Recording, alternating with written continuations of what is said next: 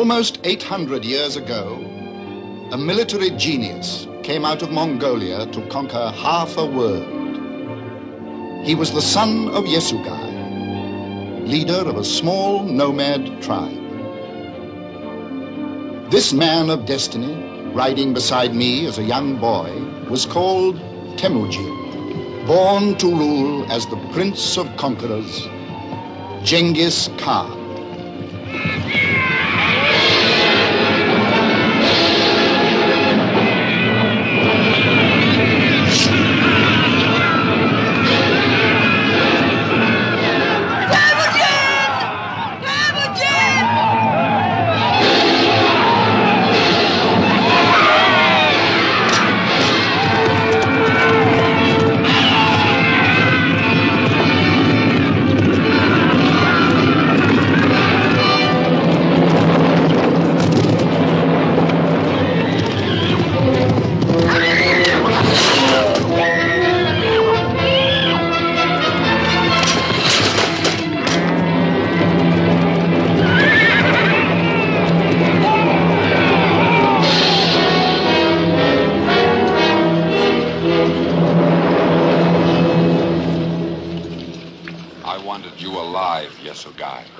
I wanted the chieftains of the other tribes to learn how Jaamoga of the Merkits punishes those who trespass on his grazing lands. Harness the horses!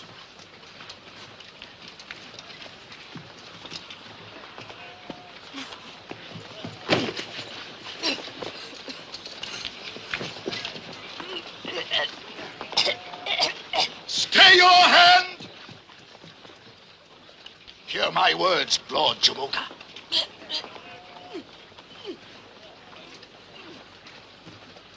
It has been written in the stars that the man who takes the life of Yesugai's son shall die, and die quickly, and by his own sword. See for yourself, mighty lord. It is the mark of blood.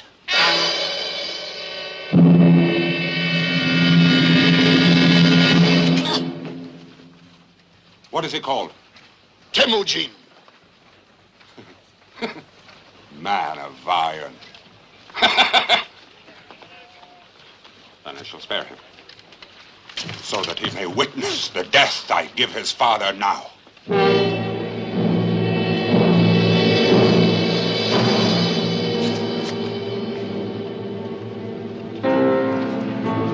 Teimuujin!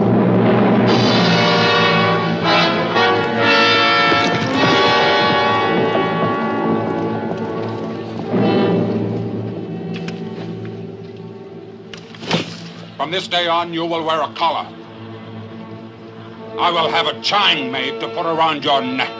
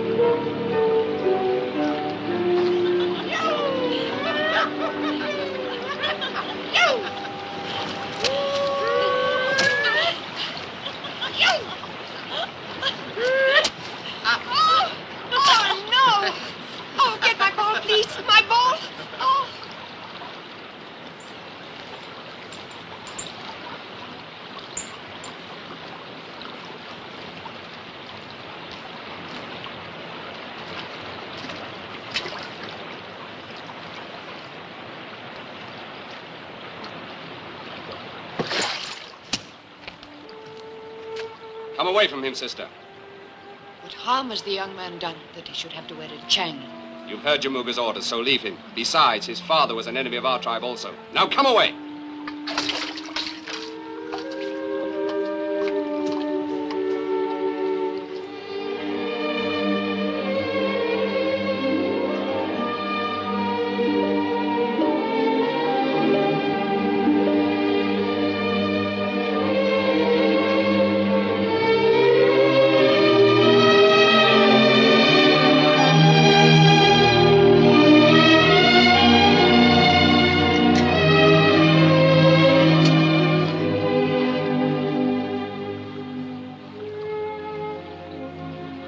What are you called?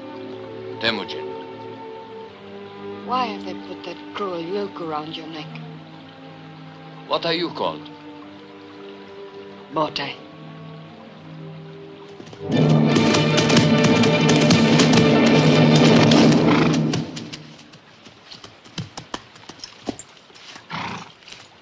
You will return to the camp, Princess. Go with your brothers. I take no orders from you, Jaamuqa. As you say, Bote.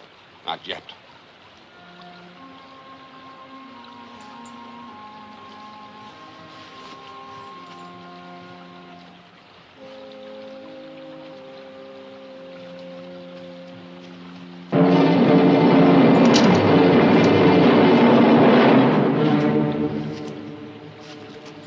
Dogs must be taught to stay in place.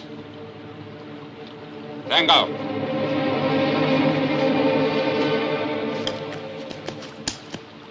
Give me that.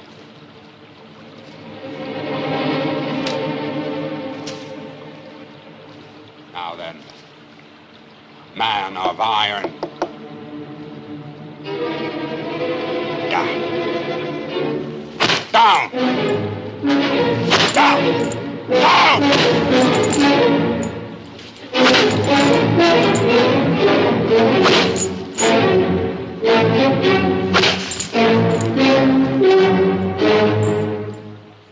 The Lord Jaamuqa's brave. When a man is yoked. Good luck.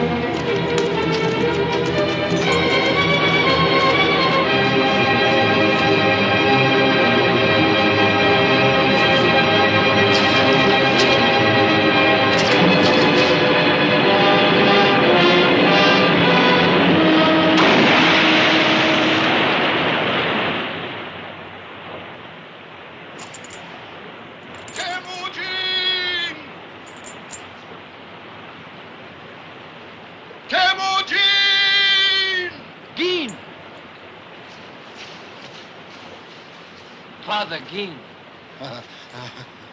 How did you find me? I consulted the stars. My...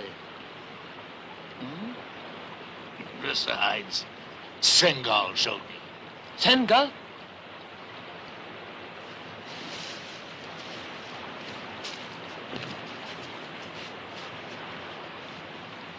If he was able to talk, he'd tell you that he will be with us from now on. You may be chieftain of the smallest tribe of the Mongols. At least it's a start. It's a good start.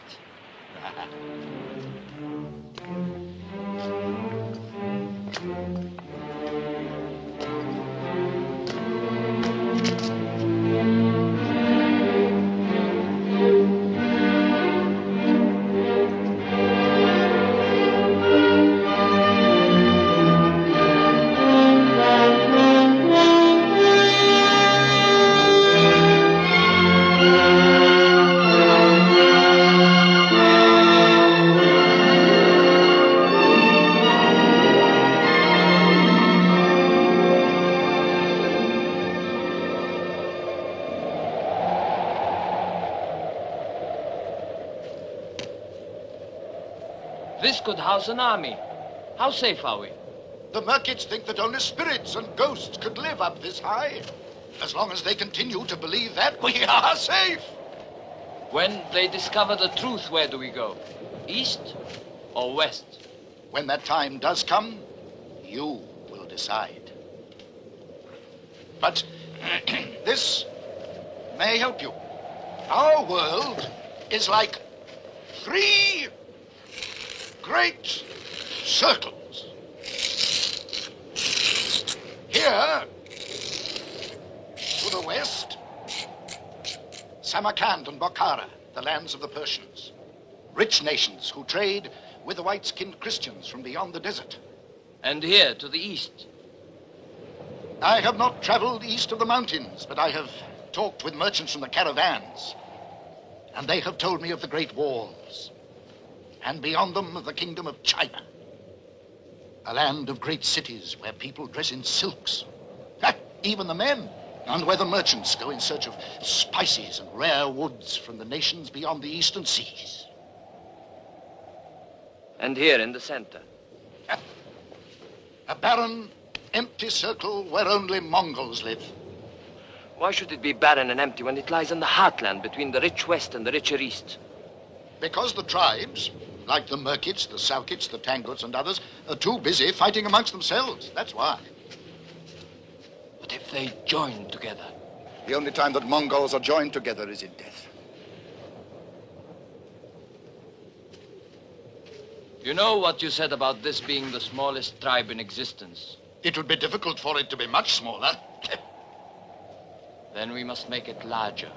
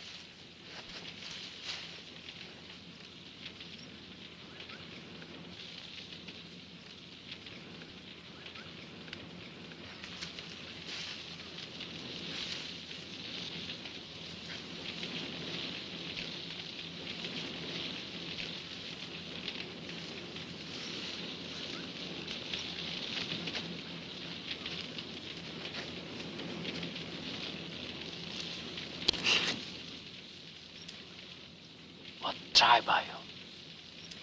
Sarkit.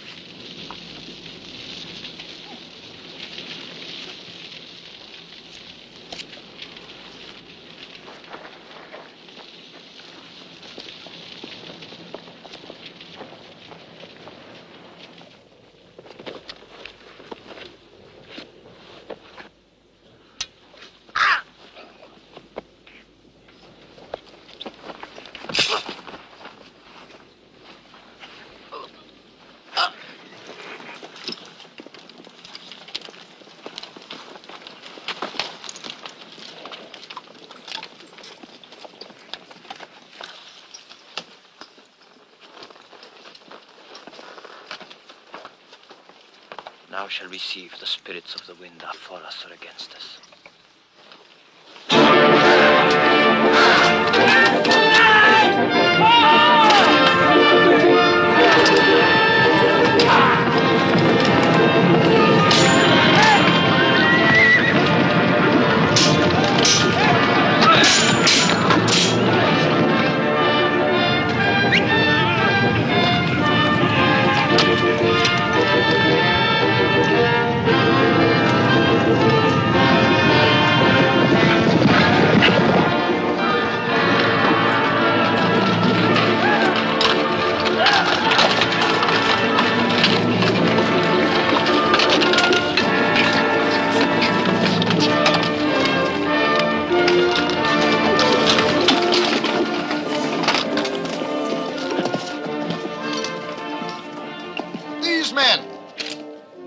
Sulkits.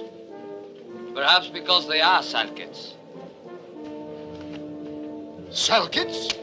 Riding with you? Yes. Sulkits and the Yesugai together.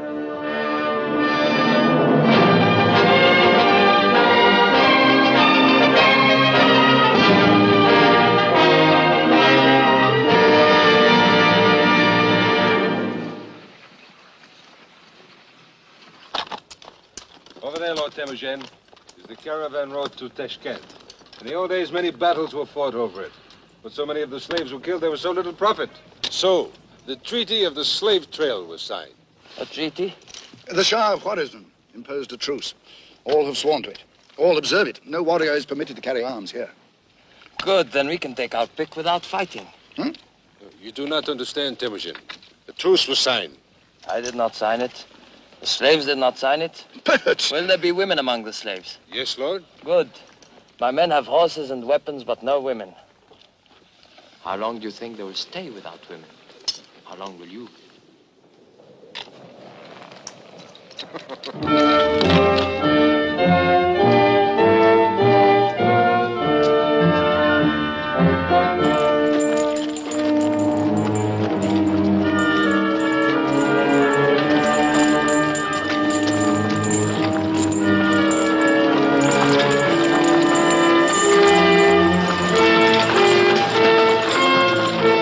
What is the meaning of this? The slave caravan is under the protection of the Shah of Khwarazm himself. Convey the thanks of Lord Tيموجين to the Shah. Tيموجين? Tيموجين! Katke! My lord, I thank the four winds you found me. Jaamoqa was selling me for a slave. Somehow I don't see you as a slave. In any case, you're free now. You're all free. Free! I said you are all free, my sisters, to continue with this caravan or to ride with my men back to our camp. You give them a choice? Women? Sengal, strike the fetters off these slaves. This truce has lasted 100 years, barbarian. The Shah will have your head spiked on the city walls. Once you're dead, do you really think it matters?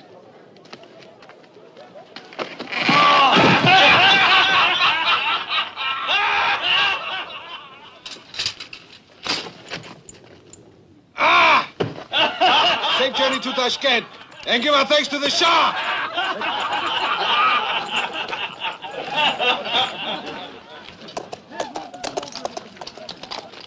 A miracle. A miracle. Oh, thank you.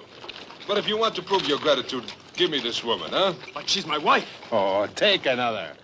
Go on, take another woman. I give you a horse. Huh? Ah, I give you 2 horses. No, friend Chan. No woman will be taken against her will. But, Lord, that's what women are for.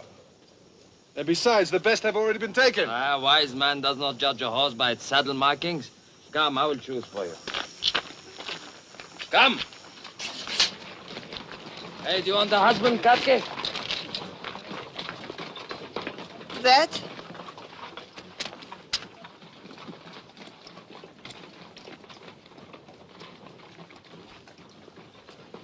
That's settled, then. May you have many sons. It's about time you too, my lord, had thoughts of sons. The thoughts I've had in my mind are not for a holy man as you. But give me time.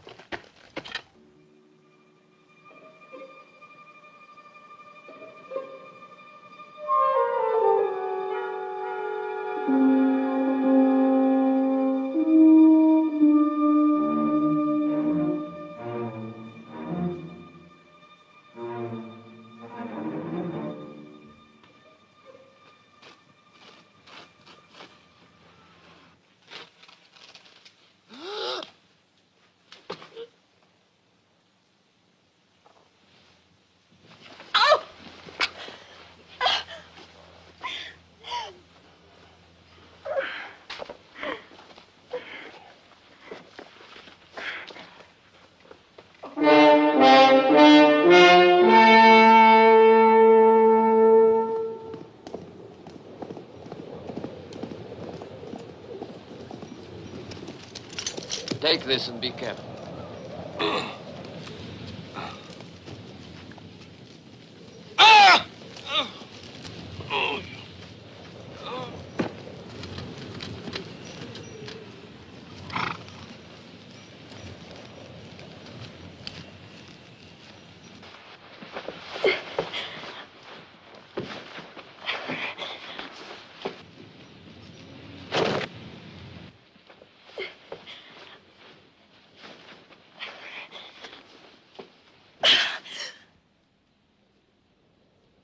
Timogen.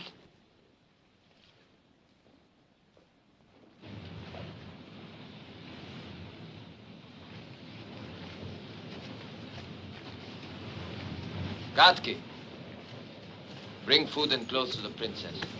Prepare another tent for me while I wash. Wash?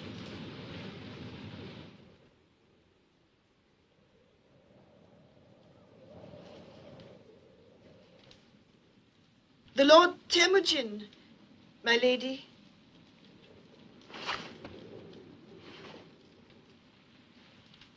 Stay, woman. I did not tell you to go. That was stupid of you. You do not seem like a stupid woman. I am not a stupid woman. And what did I do that you thought stupid? You gave an order that was bound to be overruled. The master who feeds his dog does not expect him to answer to the whistle of any stranger. I might have thought it of you. You treat those who serve you as dogs. Not Katke. She brought me up as a child. She did not boast about that, I promise you. My lady, anyone else listening to us now would imagine that you were trying to provoke a fight. But it always needs two to make a quarrel. Not with me, it doesn't.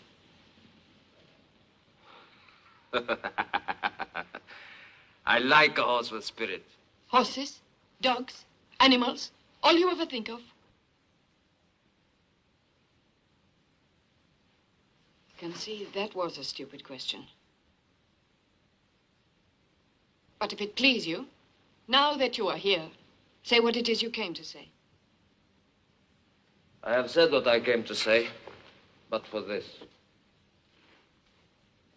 Deep in my heart, if I search for the truth, I must also say that what drove me most to do what I did was the thought of the rage and anger I have brought to Jaamoqa. To steal in the night the woman he had chosen to marry.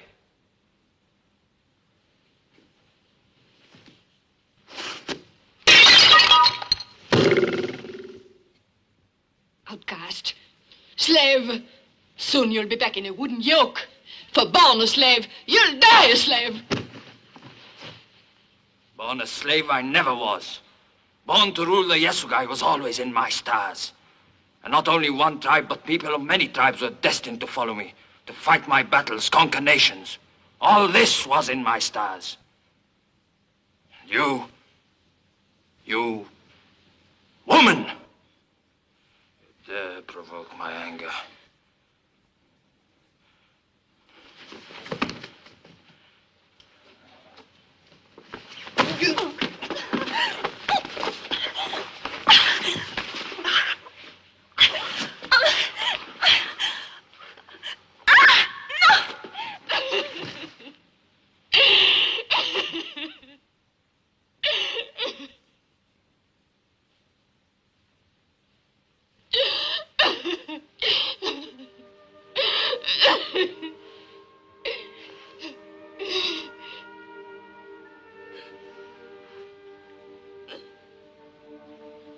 Hand is the first thing one gives to another.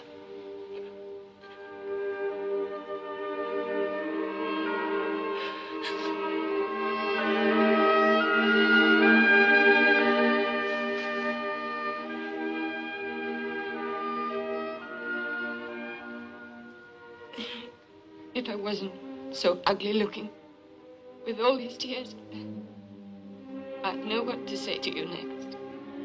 But I am ugly looking then. You didn't disagree with me. You see. You talk too much, woman. You never give me a chance to say anything. My brothers always say that too.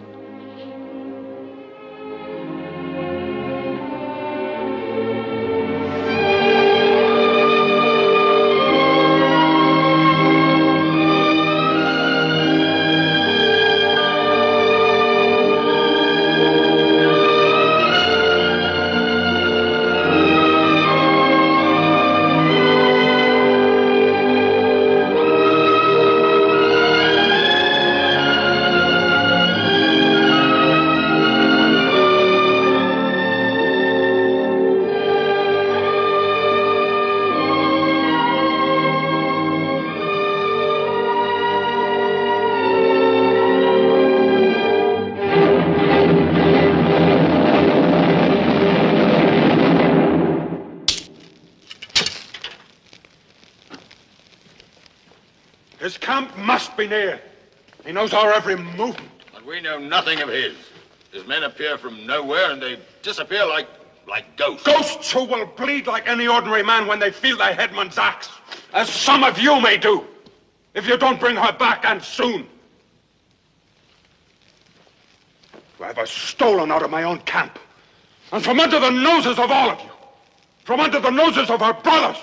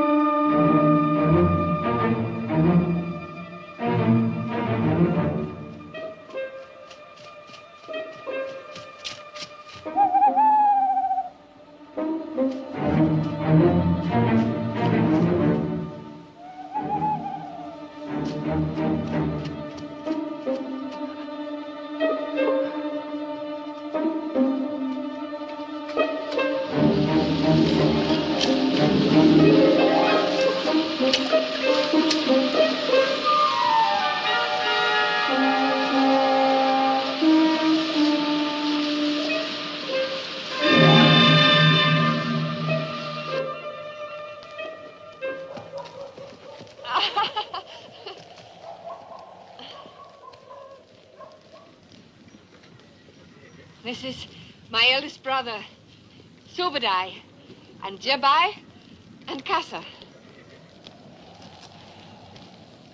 My lord Teimuchin, my lord, and my husband. No one followed you? We saw nothing but the stars, heard nothing but the rush of the waterfall. Despite the poetry, I'm glad to see you back. And you, my friend, you are welcome. And grateful, Lord. Ready to serve you, Lord. Troubadour, you have nothing to say? Only this. The holy man. He lies.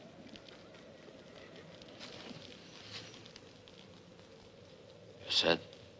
I saw something as we climbed the mountainside. A glow against the sky. Your fires are banked too high.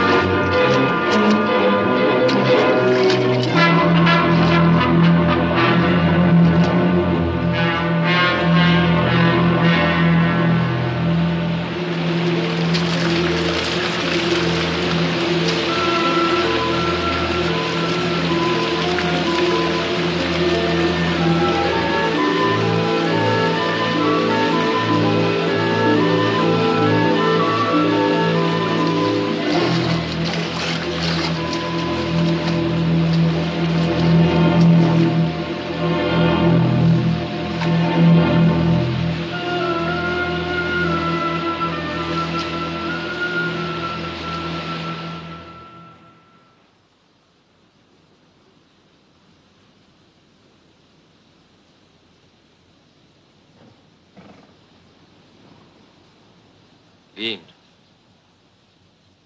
Prepare to move out. Leave all the carts but one.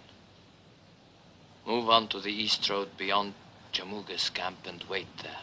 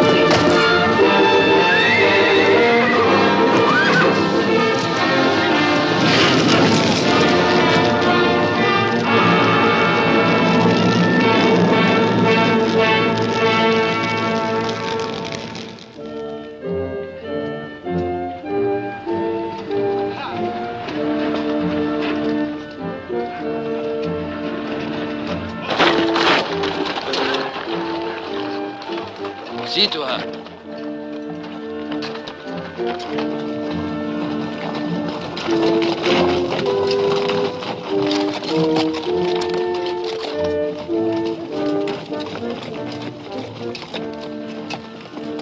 Time is on our side. It'll be hours before Jaamoqa can reach the sky camp. He'll have merchants from the lakes to the plains riding to join him. Who can travel faster? A horse that needs little to eat, or 100 who must forage wide? Where do we go? East. We will be across the river before dawn.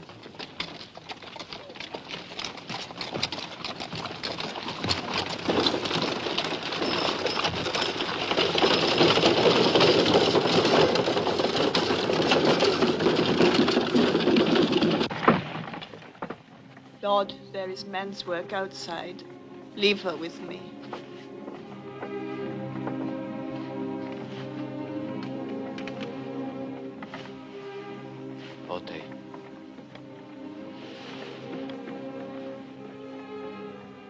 I have shamed you before all men. Jaamoqa begged him to kill me.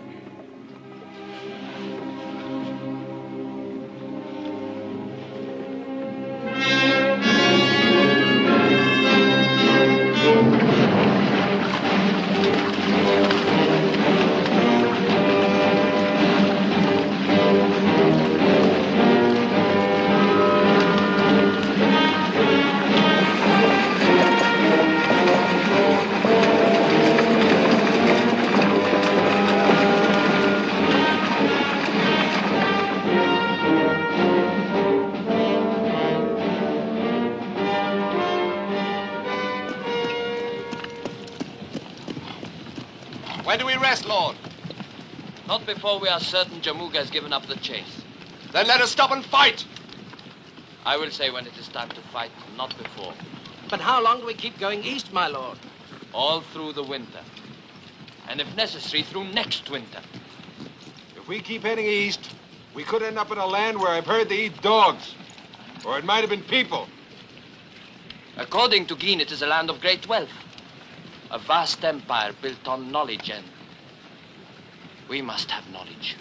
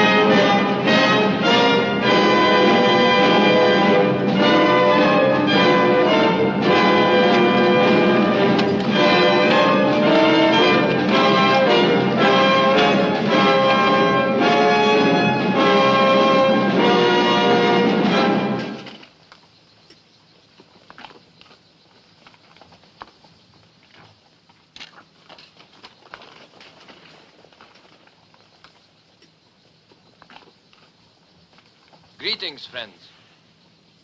And to you greetings, warriors. I'm Camling, ambassador of the Emperor to the Indias, returning to our court in Peking.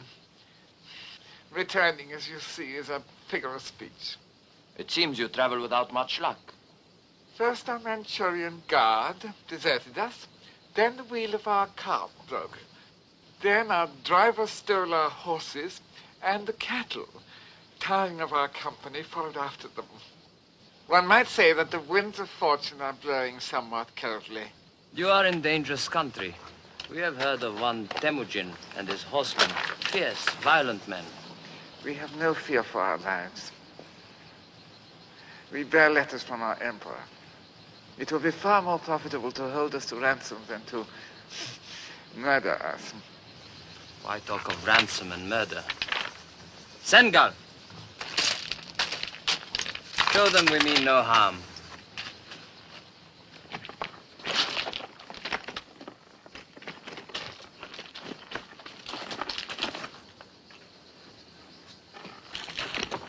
Up.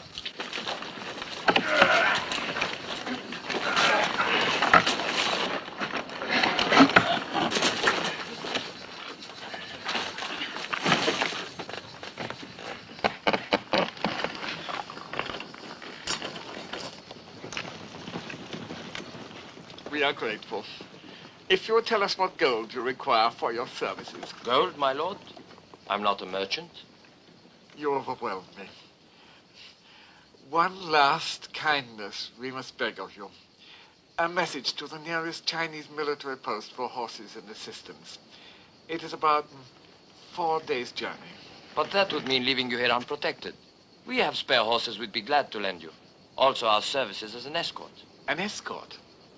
I have 200 men here, all tried and tested. And our numbers are soon to be increased. My wife, she is near her time. Then she deserves better than to ride in the open, like a herdsman.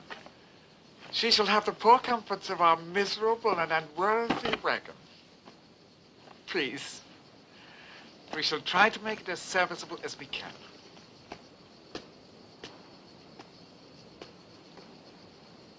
Now, this Tيموجين you spoke of. Have no fear. This is the one column he'll never attack. I have his word for it.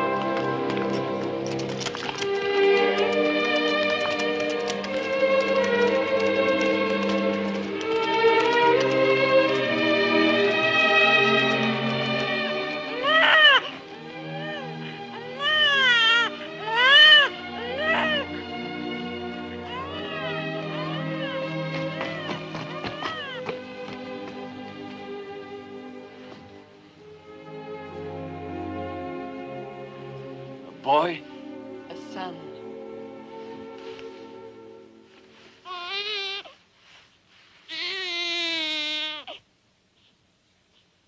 The first child born to the tribe of Yasugai for more than 20 years. And a boy. My son. Tيموجين. My son, Bote. You are my wife. This is my son. You knew he would be a boy. You always said it. It had to be. How else could he follow after me? The day I first noticed your body growing larger, I gave orders then to Shan to have a saddle built. A small one, of course. A bow and a sword, all of which bear his name. Don't torment me. His name. My son's name. Yoki, the founder of our tribe. Yoki. Yoki. It's a pretty name. It is not meant to be pretty. It is a man's name, as befits the leader of our tribe. Only by the time he's a man, it will be a nation. If any man could ever do it, that man is Tيموجين of the Yasugai. Tيموجين of the Mongols.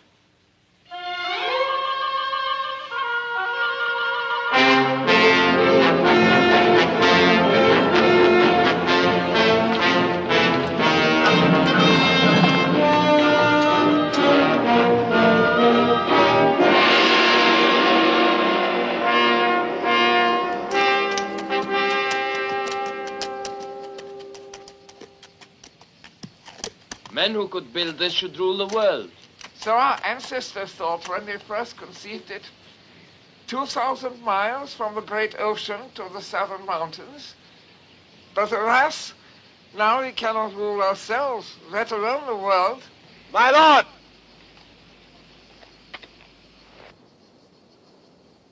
They are friends, soldiers of the Emperor.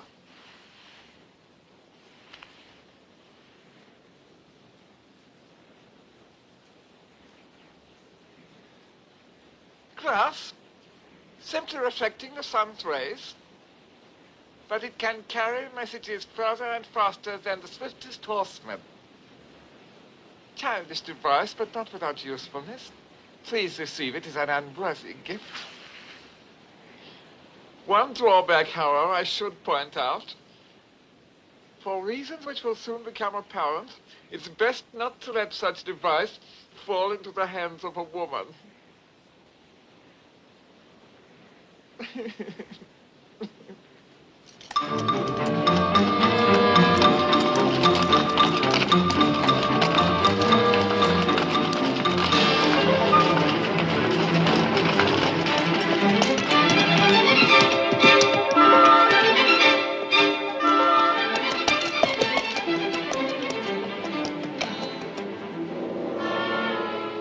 Overfed bears should be no match for wolves.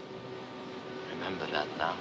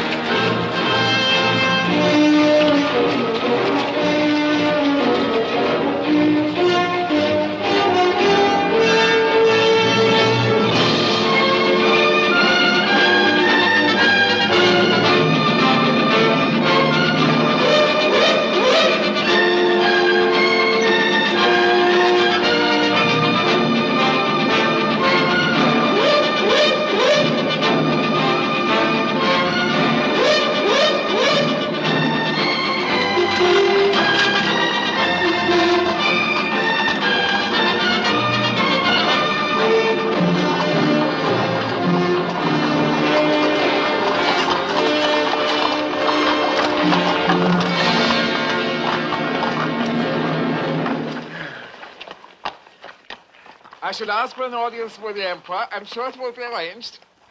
I shall be honored. The Emperor also will be honored.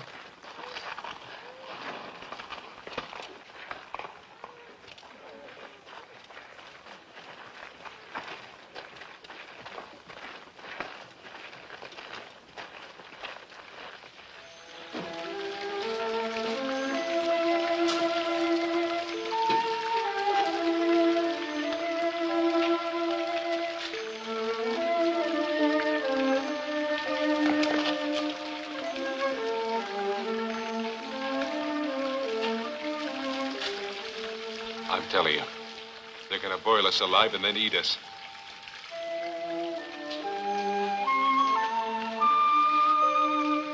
No! They're only going to wash us. Wash? Must be a custom of the country. Why? I don't know, but I don't intend to find out. Well, I do.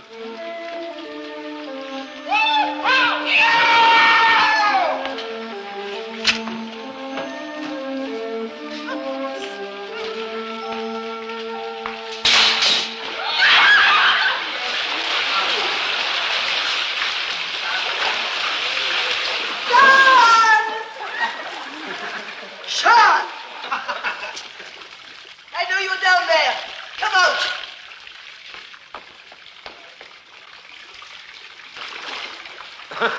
I'm only being washed.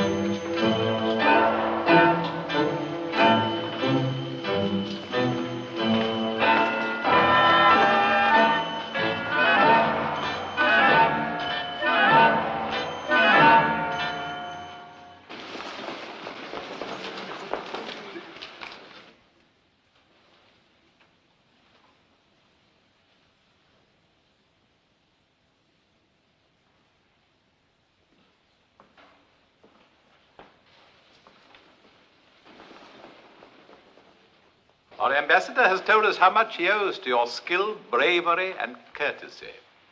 Kamling is generous, Your Majesty. He's also told us that you are a shrewd and observant man.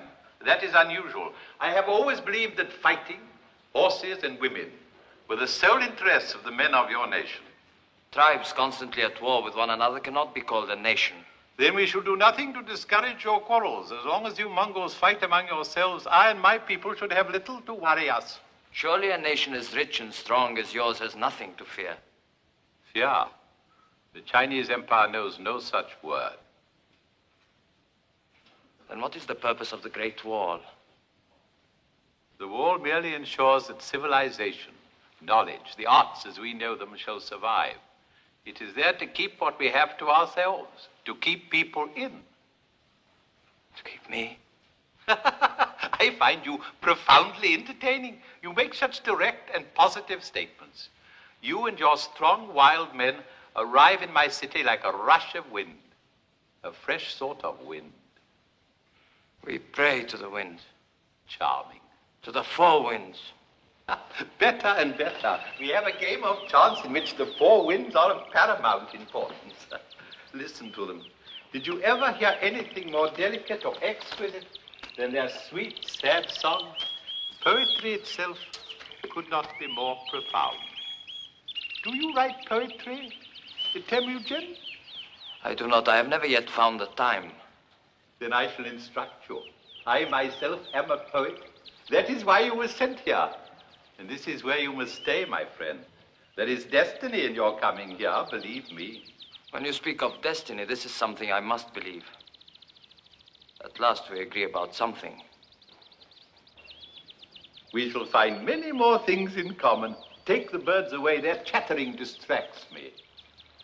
We must discuss the gods to whom you pray. Primitive religions have always fascinated me. And while you exchange your knowledge of military matters, I shall instruct you in the art of poetry and painting. I find it difficult to control my impatience, Your Majesty.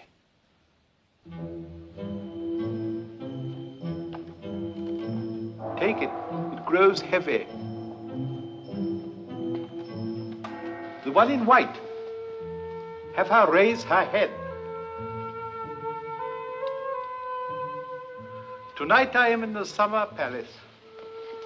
Have her brought to me at midnight.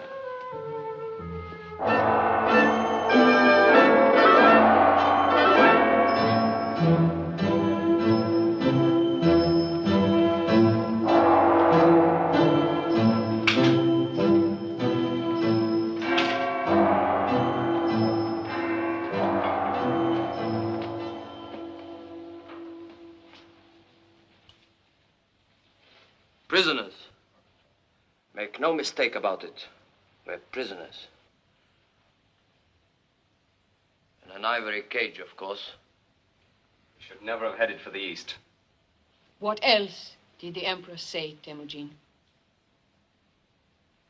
It's what he didn't say. That there are over 2,000 men on the walls of Peking and that our horses have been taken. Just what do you think we should have done, Subudai? You're always so quick with advice. It is what I have always said. If we had not run but stopped and fought, Jaamoqa, none of us would have to be here now. None of us! You have a strong right arm, Subadai. And I like to know it is at my side, but your mouth is young, and it needs training.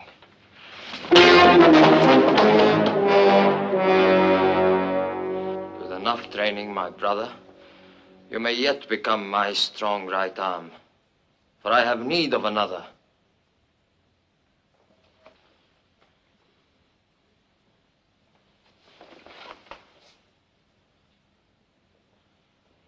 This peacock, this emperor, has overlooked one thing. There is much to be learned here, much that can be used later. And if this is a prison, I can think of worse hardships. Yes, I know I've never eaten so well. As for me, I even enjoy being clean. It's not the being clean that you enjoy, it's the washing. Well, the women are beautiful, I must say. Yeah. All of which the Emperor hopes you will learn to appreciate. Until soft living is all you're fit for. Forte is right. I do not want any of our men fat and useless. We will all exercise every morning for a start.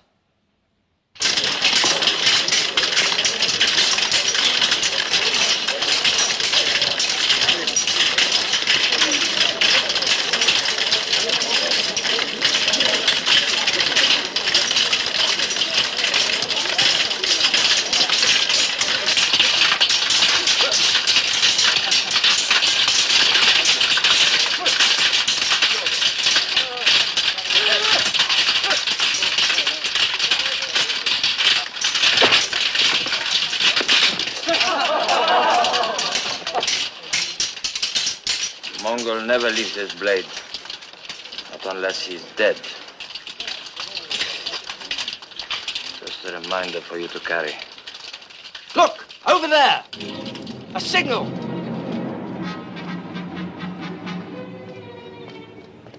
What are they saying? I'm not certain, but it must be urgent.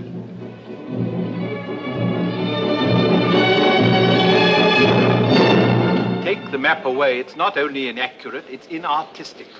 Stop them weeping and wailing. I want advice, not pandemonium.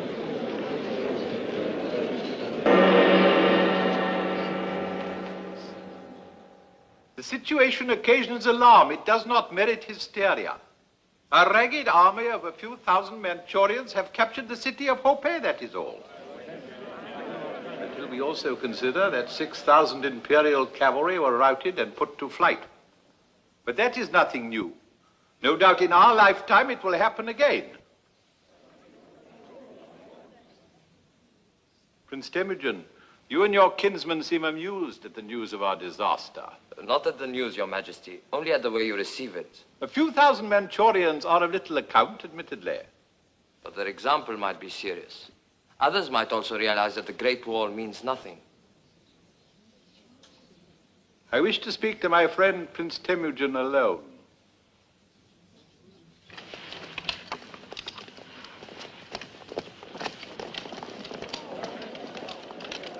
Bring hot wine and tea.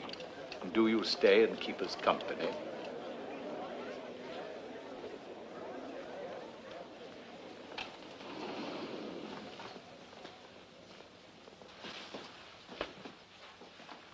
This is how I relax in moments of disaster and anguish.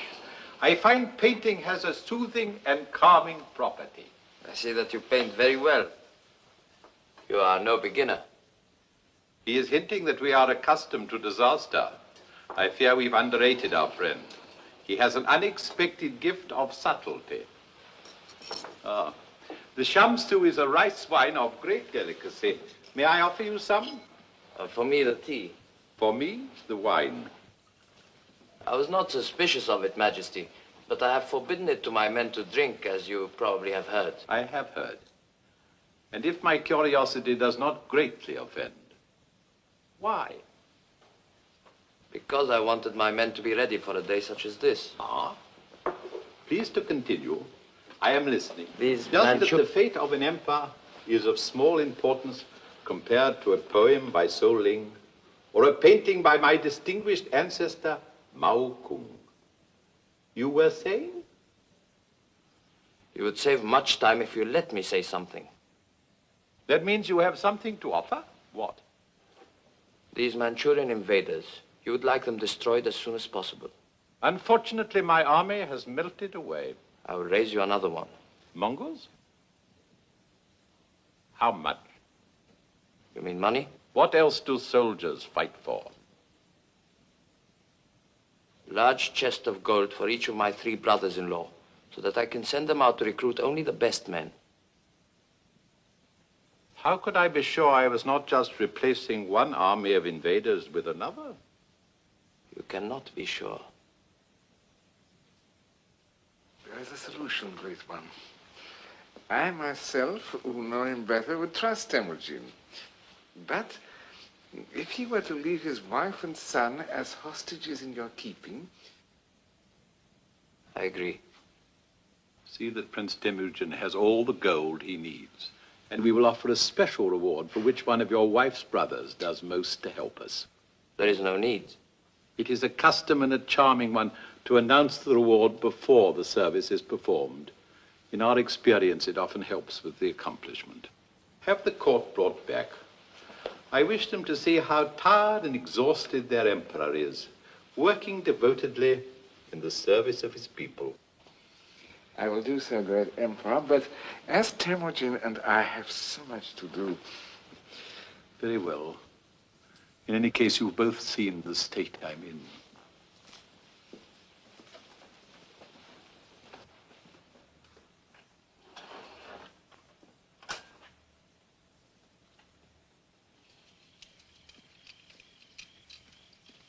Where's he taking us? The horses are ready. Why can't we be on our way? Because the emperor wants you to take a memory with you, a vision that will bring you back all the sooner.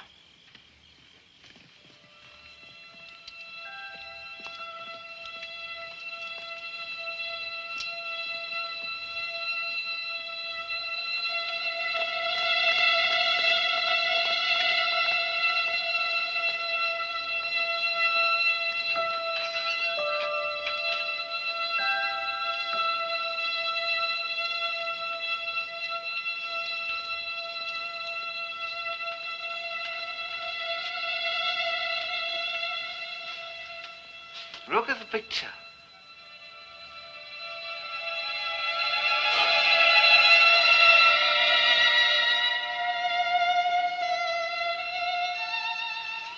The Princess Chinyu, Emperor's youngest daughter.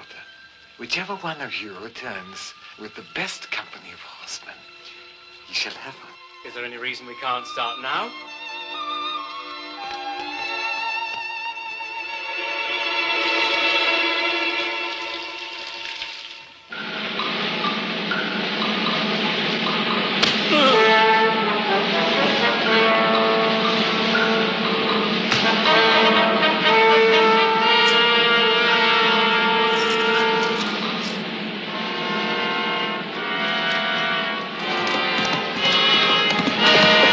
Ah!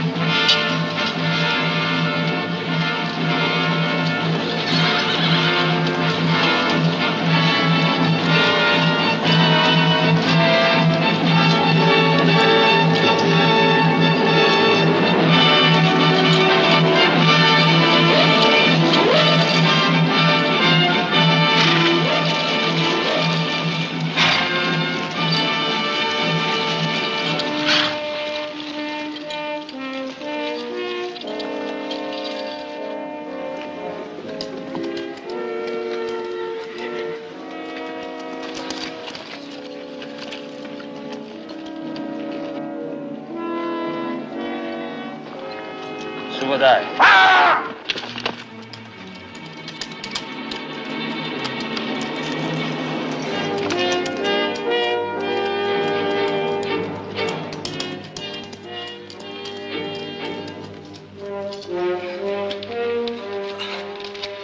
Teach her to be a woman while I'm away. Out!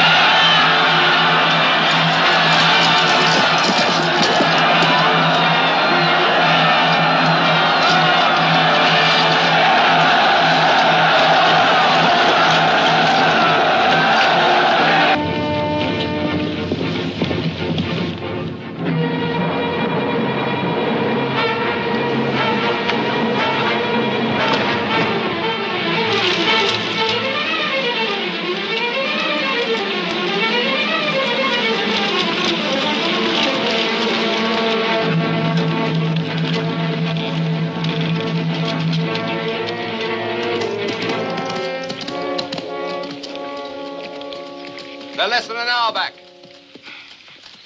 Jaamuqa leads them. Sit your men. Now!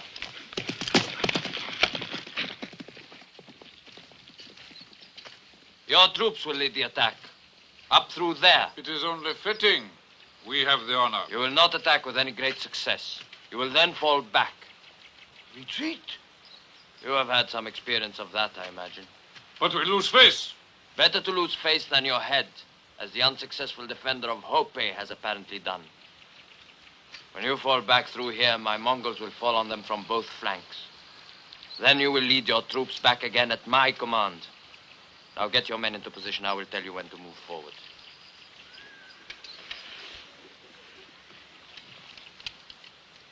Jaamuqa.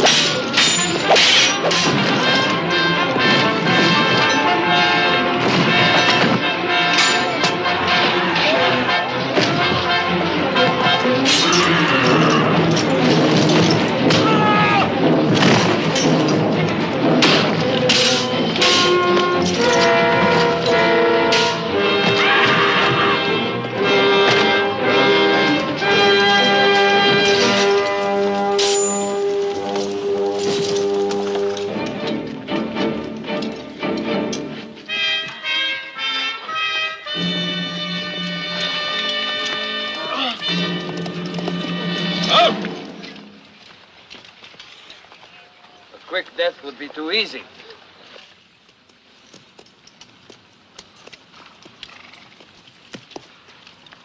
You can choose. Either you live to follow the banner of Teimuujin, or you die with your leaders Now show them to me! These men who led you into rebellion against your empire!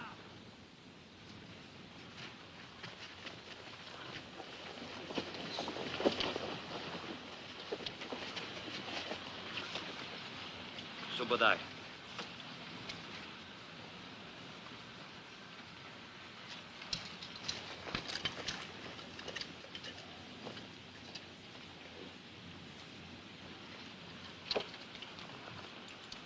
Jamuga, you will pray for death, and the chang you wear grows heavier and heavier, and the laughter it brings grows louder and louder. And you, Timogen, will live to regret this day, when you withheld the blade from my neck.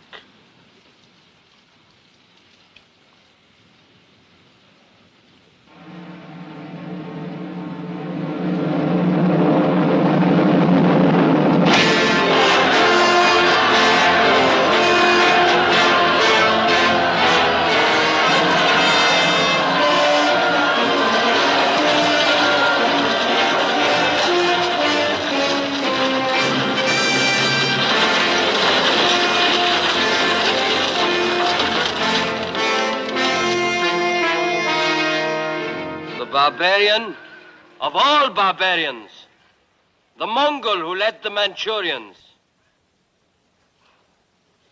And it is fitting that his punishment be far greater than for those whose heads I have brought you. The Lord Jamuga, Your Majesty.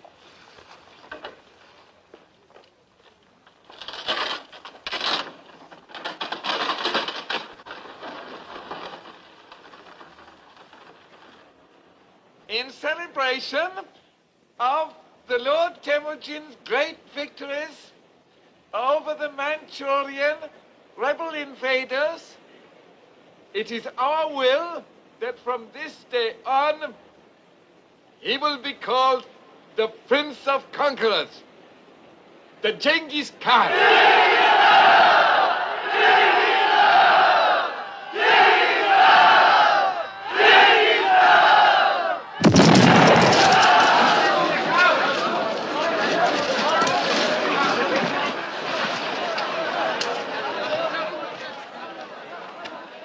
Spare us, Lord.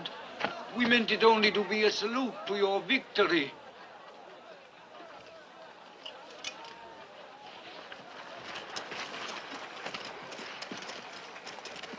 How did the thunder crash at your command? It is a simple alchemist trick, but we use too much black powder. Black powder.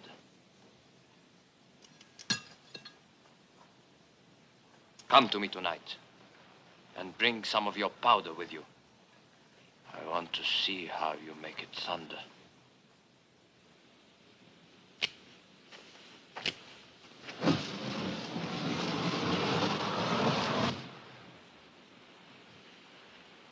They make lightning this time, but no thunder. That is something we've discovered in their experiments. It thunders only when confined in a container. Then it can hurl a stone even further than the longest bow shot. Shall they demonstrate?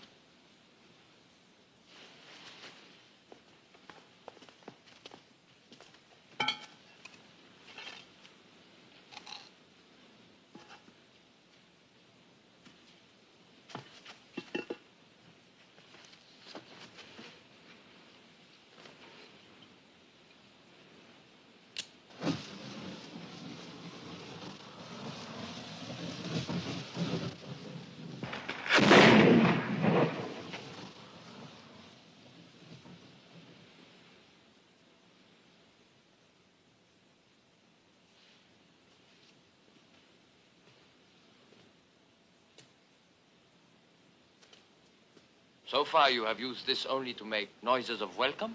And sometimes to make pretty effects in fire and sparks to amuse the children. We have many variations.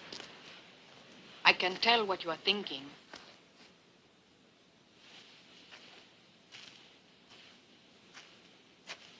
It is your duty, both as a holy man and as a man of wisdom, to profit from all this knowledge.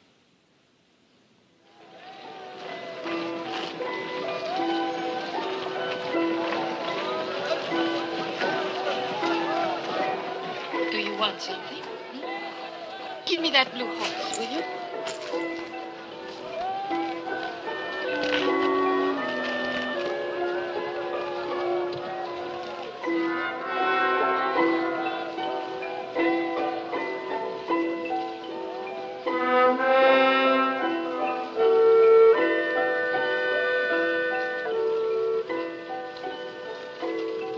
Come, come.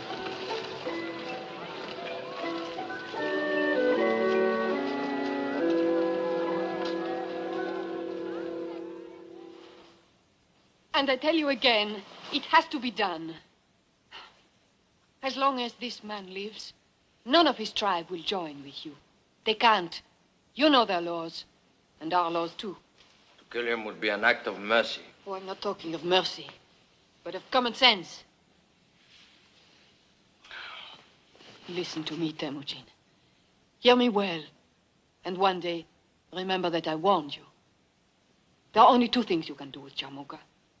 Put him under the ground, for all time, or put him at your side, and have the Merkits ride with you. Are you out of your mind, woman? Jaamoqa, who killed my father, kept me in chains? Or is all this forgotten, all forgiven? And you, the scar he put on your back, has that also disappeared with the passing of time? Neither the scar on my back, nor the memories of how it came there. No, Tيموجين. These I don't forget. Nor the hatred I have for this man.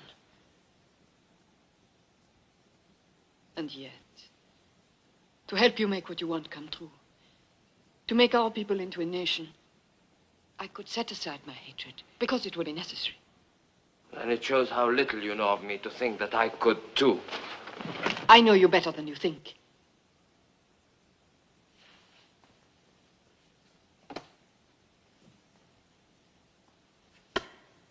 Break it across your knee, Tيموجين.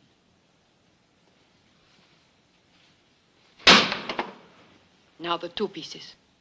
Together. I know what you are trying to tell me. That we are only strong when we are undivided. And one day, you will listen.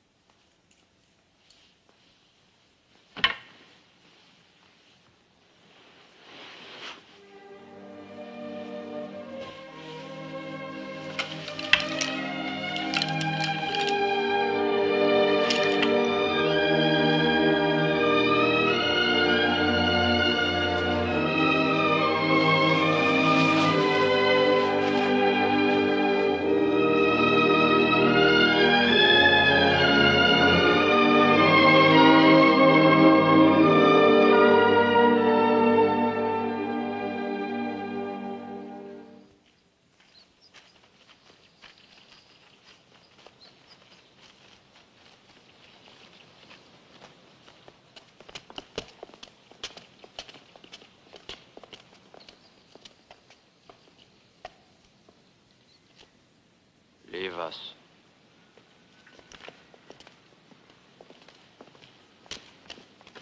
Is it possible for you to be a Mongol first, and only secondly Jaamoqa, chief of the Merkit tribe? Has the Chang also smothered your tongue? Not yet. Perhaps if I wear it as long as you did. Once you took the Chang off my neck. Perhaps I can do the same for you. The price? There is no price. Only a dream accomplished. A unified Mongol nation, not just separate warring tribes. With the Lord Tيموجين at its head. The stars have written it. Geen, my holy man, tells me this is true. A Mongol nation will come, Jaamoqa. It will. But if the Merkits ride at our side, it will come sooner. The Merkits need no other tribes to ride beside them. Behind them, I should say. All others fear us already. Our power, our strength. Even my death cannot destroy that. You're thinking so small that you can only think about yourself? And what do you think of then with this wild dream of yours of a Mongol nation? And apart from these stars you speak of, what else makes you think you have been chosen to rule? You will die carrying that chank, Jaamoqa, unless I have your word now that your merchants ride with us the day we leave China. And that day is soon. If I were free from this yoke, my hands would still your jackal breath forever. So would I! Put this animal back in his cage.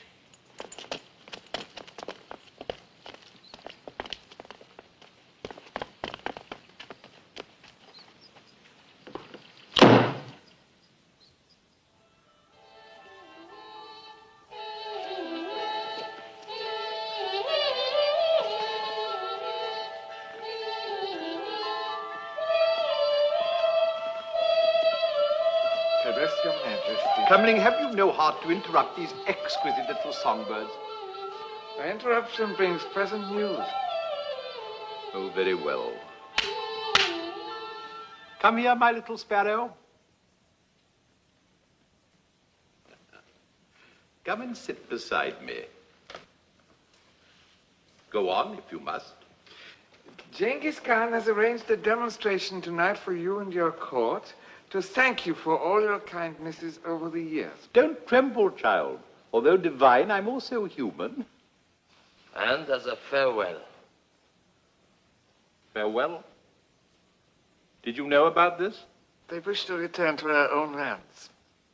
I cannot allow it. I have told you many times of my dream of a united people. And should it take force to accomplish it, I have the men now. And I have trained them well. And I bought them.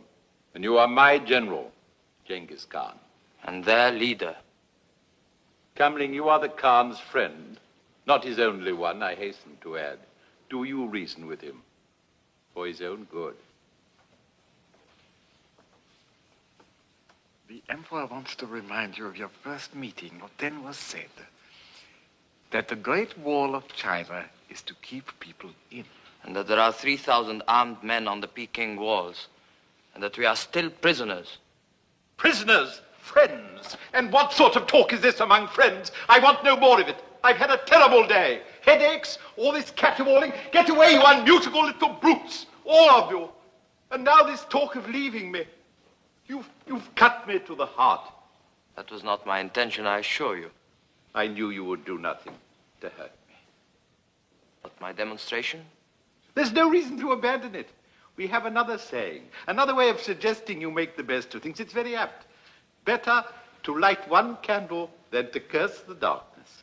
As you say, very apt.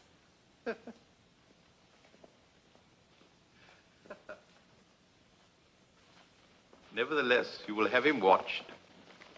I thought you would be pleased to see Genghis Khan and his horsemen ride away. So that one day they may ride back as conquerors. The Khan knows us for what we are. Rich, but regrettably weak. What will you do? The barbarian Teimugen brought back from the Manchurian battle. Jaamoqa. Jaamoqa. Have him brought to me. In secret.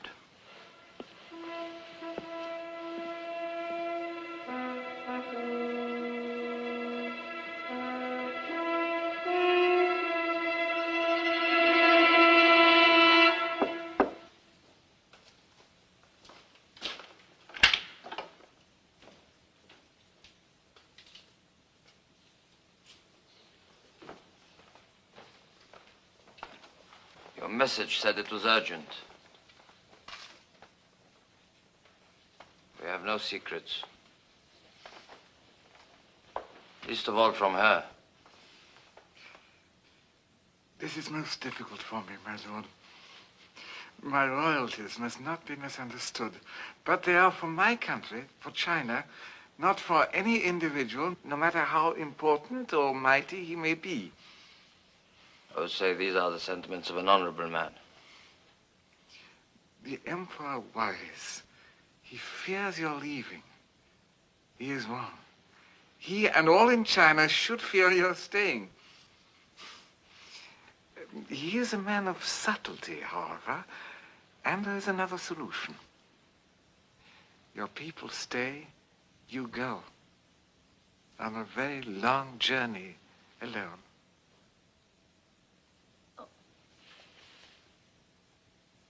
You express yourself beautifully. But who is to stab me in my back? The Emperor also understands what would happen to our people if one of them should strike you down. And so... You have walked too far to stop now. Our people would be blameless if your assassin were a Mongol. Imrakit. Jaamuga. Bring him here. It would be better if I were not present. You will stay, my friend. You will stay.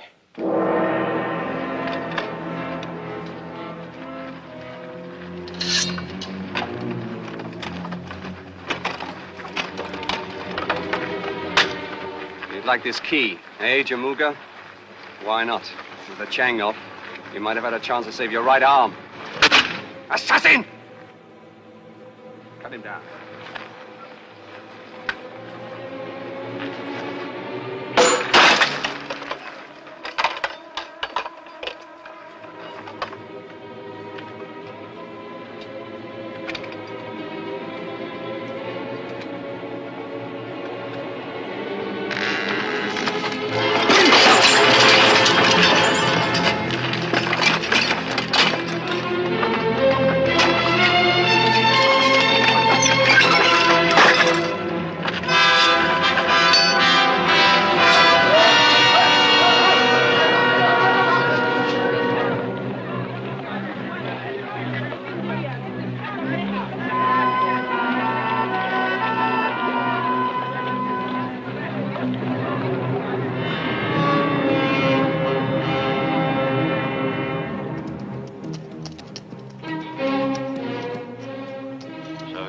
Can't be found.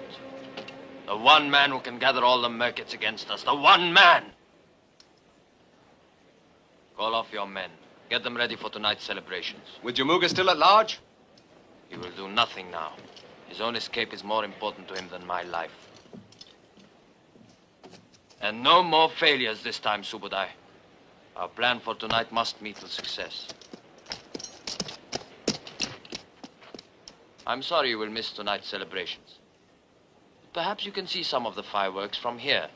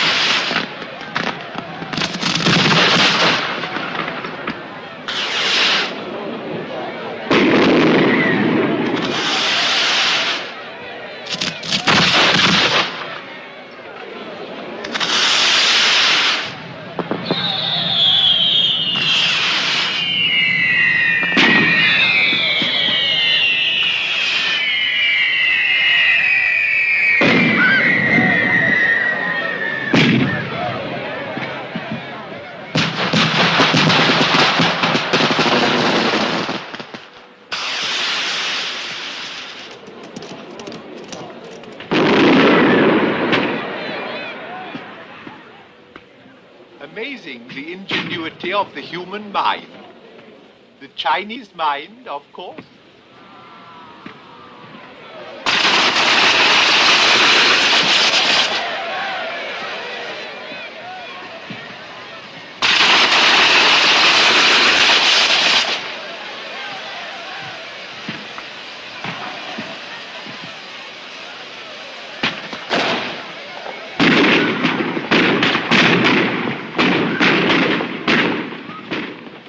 You are a true artist, Prince Teimugen. I knew it from the first day. My profound felicitations. And now for our final display. Final? Perhaps you would like to set it off. It would be an honor.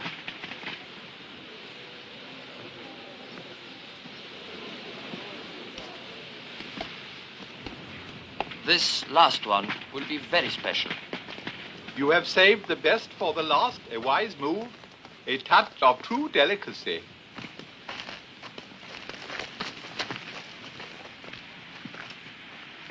As you yourself said, better to light one candle than to curse the darkness.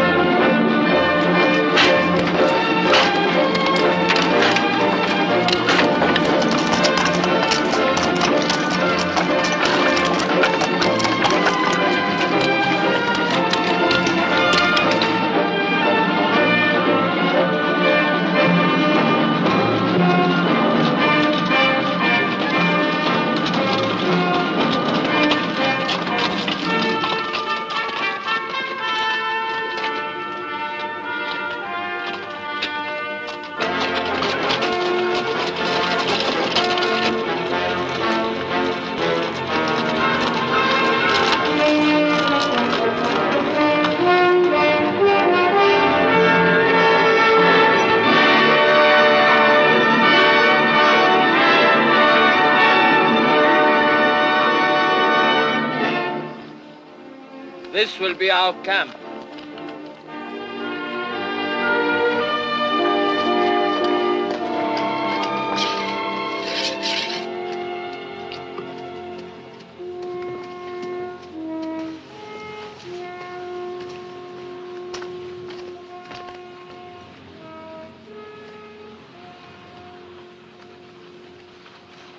My lord.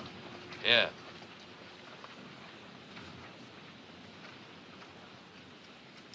How long do you intend to hold me prisoner? Not prisoner. As your late emperor said to me while plotting my murder, you are here as a friend. In that case, I can only ask that my death be a swift one. We will not speak of dying, friend. Only a fool destroys a wise man. You will sit at my right hand and you will counsel me. And I will listen to your words. And if your words be wise, they will make me wise too. I will accept this honorable appointment because I'm happy to serve a lord whose star grows brighter while the sun of China fades. In addition, I suspect I will find the work more agreeable than death. My first advice is to strike swiftly, to take what is left of China before someone else can do so. Word of this success will bring other tribes to you in increasing numbers. In the meantime, we shall move westward. With China safely in the hands of Jebai, Subudai will move north into Russia, while Kasa drives south to bring India to her knees. Samarkand and Bukhara will fall easily to us, and Persia will be ours for the taking. And the Mongols shall rule from the heartland, from the very center of the world. And Jaamuqa? The Merkits will still have their chance to join us.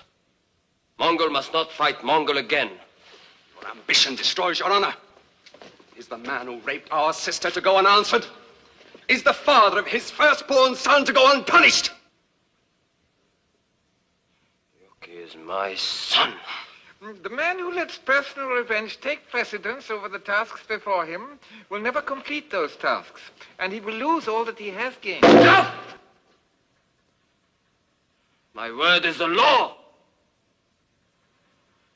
I'll get on with my work.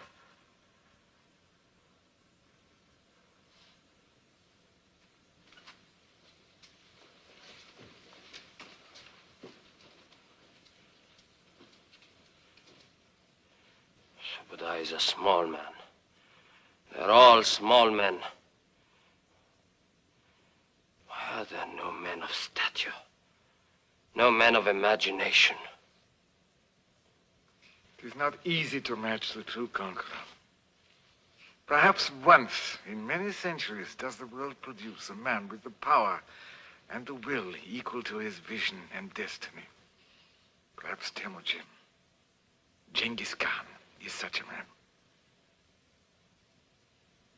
This was not said in flattery, my lord, I promise you. Leave me.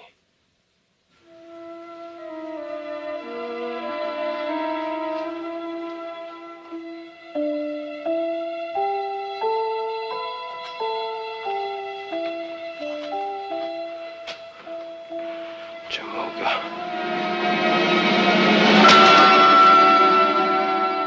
In the next few years, the Mongol hordes of Genghis Khan seized all of China north of the Yellow River, carved its way across the Ural Mountains into Russia, and plunged southward across the borders of India. Having conquered almost all of Asia, Teimuujin turned his armies towards Samarkand and Bokhara. And when they were his, the great Persian Empire of Khwarezm lay before him, ready for his sword.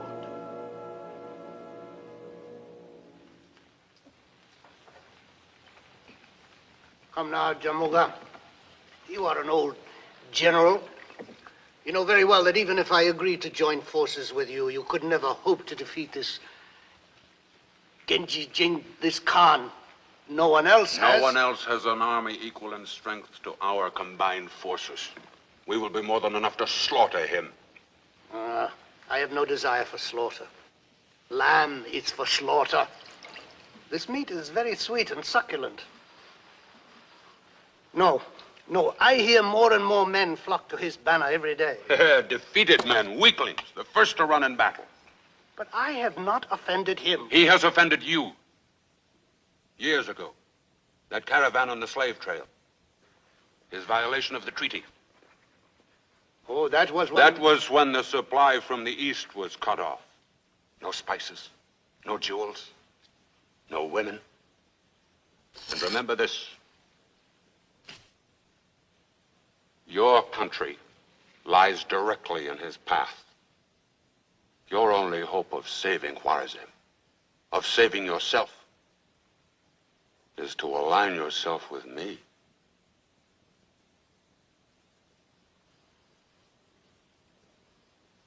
There is only one way to stop this violator of treaties.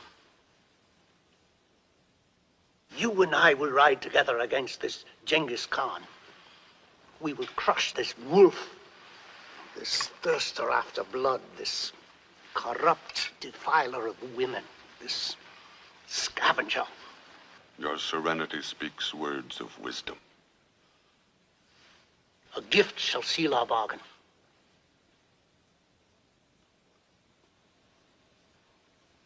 One of my daughters? 2? And my gift to you will be the head of this Genghis Khan. The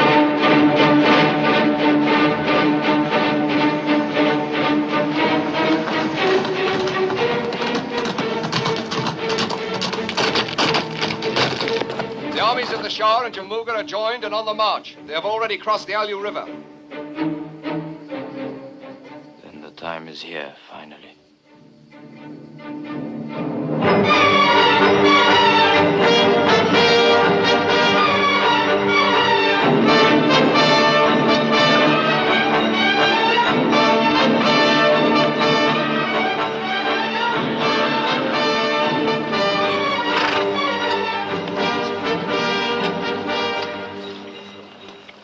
Quite certain. There can be no mistake. There's no mistake. The last word placed him 5 days away. We will have the high ground. He will have to come to us.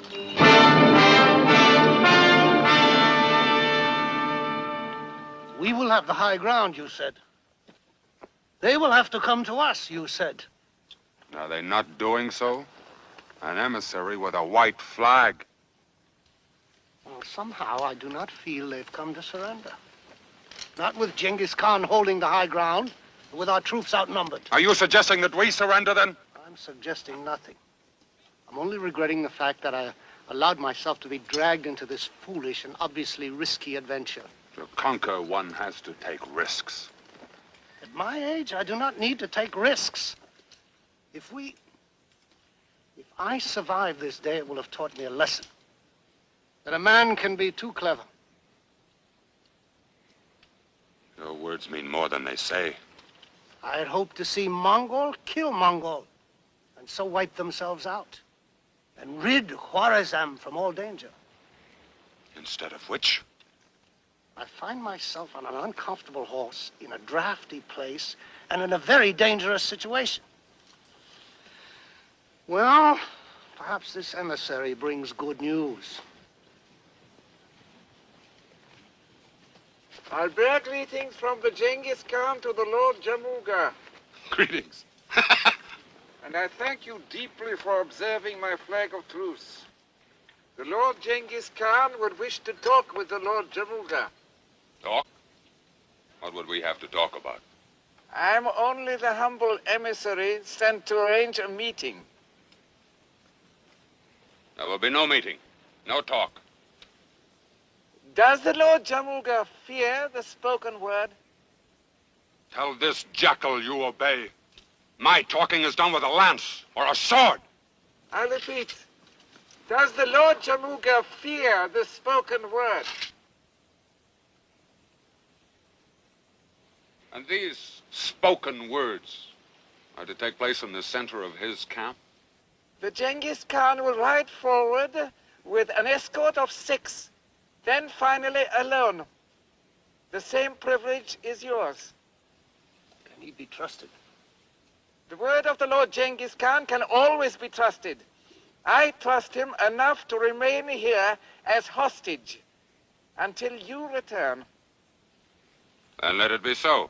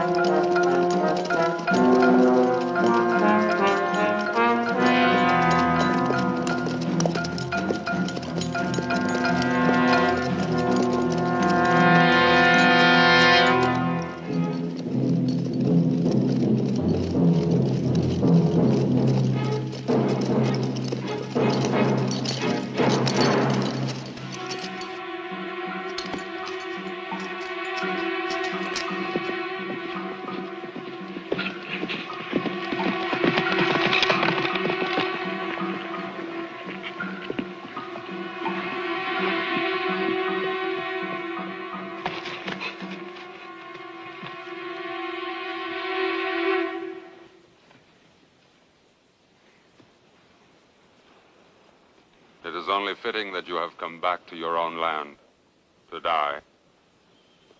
But it is not fitting that the Mongol should deliver the death blow. You still sing the same song, Teimugen. Many voices carry it now. Not the Merkits, outcast. asked for this meeting in the hope that Mongol would not shed Mongol blood. Also that you might still join with me to spread the name of the Mongol nation. The Merkits are warriors, not a group of women to become part of a herd. We say and do as we want, and we take what we need from anybody. I promise you this, Jaamoqa.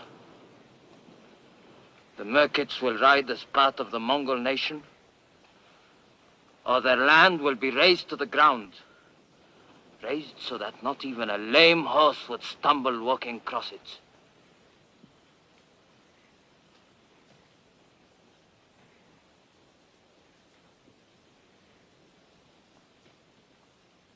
I must talk with the Shah.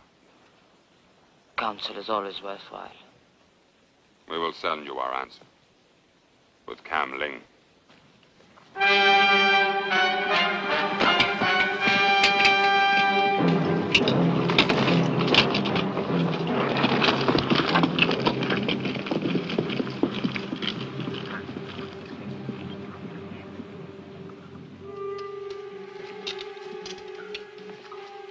And the men grow impatient, my lord. Better that than the spilling of Mongol blood. Not one of our horses will put 1 foot forward until I have Jaamoqa's answer. My lord! Look!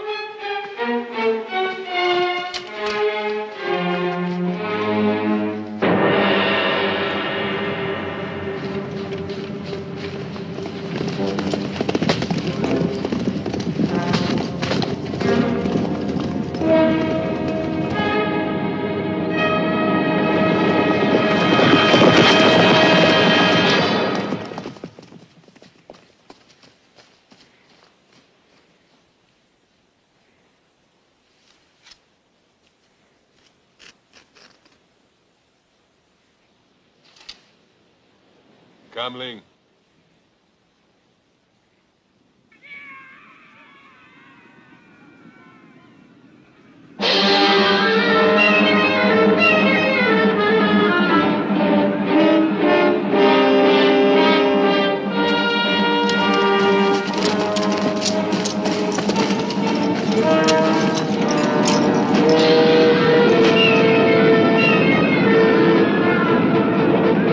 Take your post.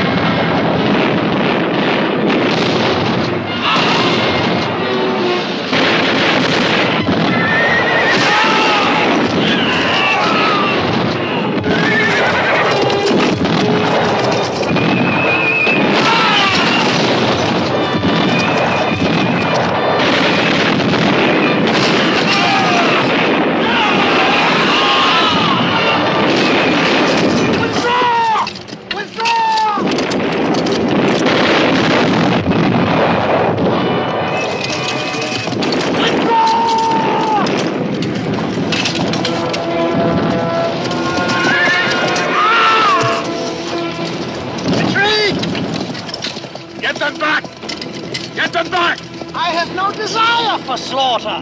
Retreat!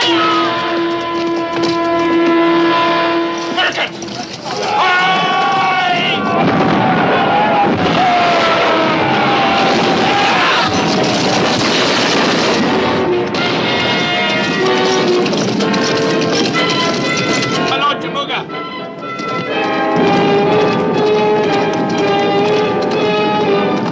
Take the left flank! With me!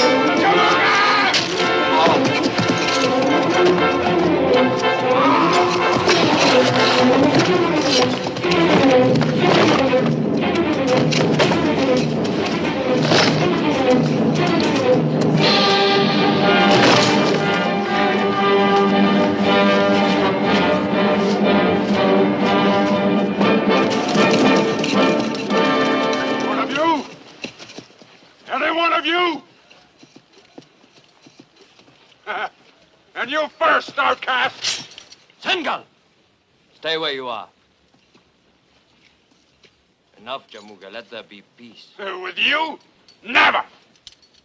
And there will be no chang this time either, Jackal. If you have the courage to stand up alone to me, Jaamoqa, the man who slaughtered your tribe, the father of your first son. Is this the man you would follow? Is this the leader who would unite the nation of the Mongols? You have passed your own sentence. The Mongol duel? And when you are dead, Jaamoqa, your men will ride with mine.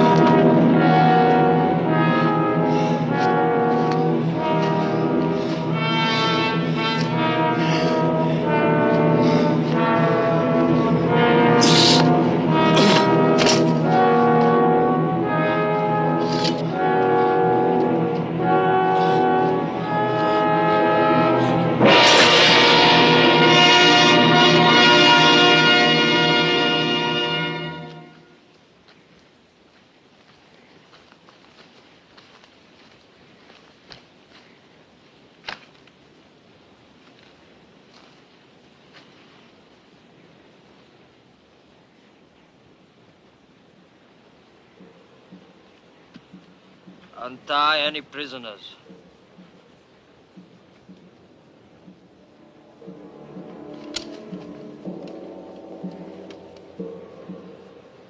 If any of the Merkid tribe would leave us, let them go now.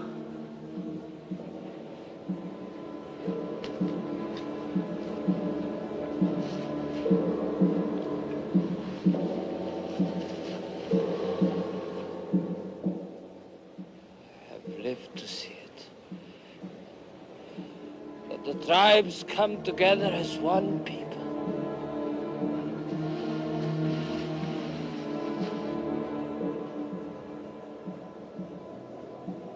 It is my sons who will make our nation great. Show my people their leaders.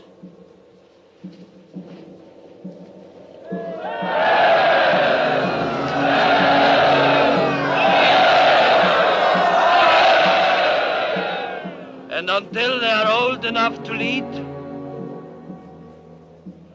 it is my wife and her 2 brothers who shall speak for them, shall guide them to walk straight. What I've always loved. Turn me towards the wind. I want that the gods should see me in the face.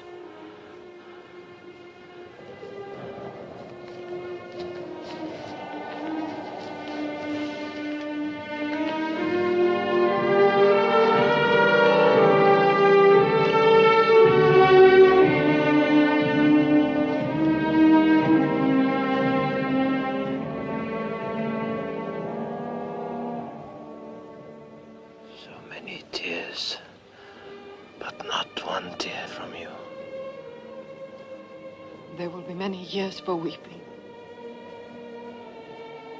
I want you to see me as you have always.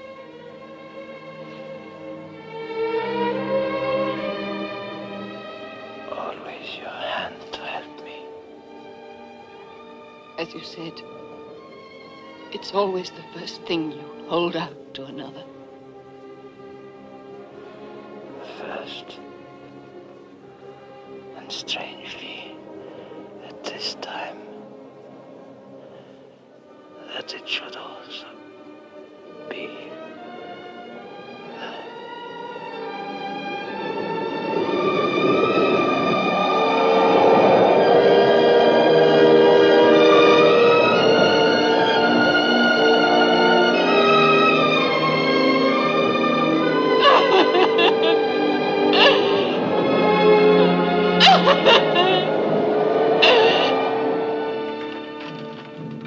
And so it was that Teimuujin, the Genghis Khan, was dead, but not the tide he set in motion.